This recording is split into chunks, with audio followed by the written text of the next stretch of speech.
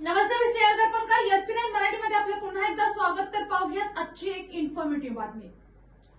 आजच्या वेगाने विकसित होणाऱ्या जगात आपण प्रगती करत आहोत, पण या प्रगतीसोबतच एक गंभीर समस्या वाढत आहे, ती म्हणजे प्रदूषण. हवा, पाणी आणि आवाज या तिन्ही प्रकाराच्या प्रदूषणाचा आपल्या आरोग्यावरती मोठा परिणाम होताना दिसत आहे. याच विषयावरती आजची ही स्टोरी असणार आहे. प्रदूषणाचे प्रकार काय काय असतात? प्रदूषण मुख्यतः 3 प्रकारात असतं.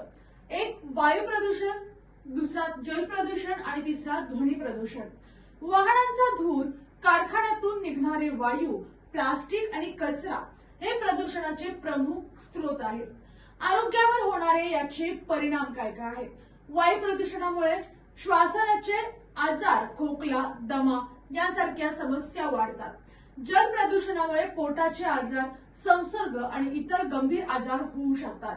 ध्वनी प्रदूषणामुळे मानसिक ताण, डोकेदुखी आणि झोपेचा त्रास हा देखील उद्भवू शकतो.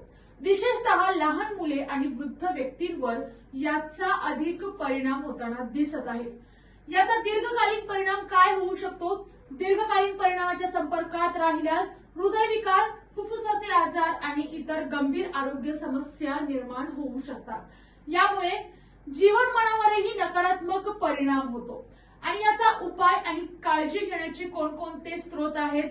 प्रदूषण कमी करण्यासाठी सार्वजनिक वाहतूक वापरणे, त्याचबरोबर प्लास्टिकचा वापर कमी करणे, झाडे लावणे, स्वच्छता राखणे या सवयी अंगीकार केल्यास आवश्यक आपण प्रदूषणापासून वाचू शकतो. तसेच बाहेर जाताना मास्क वापरणं आणि स्वच्छ पाणी पिणंही महत्वाचं आहे. त्याचबरोबर प्रदूषण ही केवळ पर्यावरणाची समस्या नाही, तर ती थेट आपल्या आरोग्याशी संबंधित आहे. म्हणूनच स्वतःची आणि पर्यावरणाची काळजी घेणं ही आजच्या काळाची खूप मोठी गरज बनलेली आहे. स्वच्छ पर्यावरण, निरोगी जीवन हीच आपल्या सर्वांची जबाबदारी आहे. तर या आणि अशाच इन्फॉर्मेटिव्ह न्यूजसाठी पाहत राहा एसपी9 Marathi, your time your news. धन्यवाद.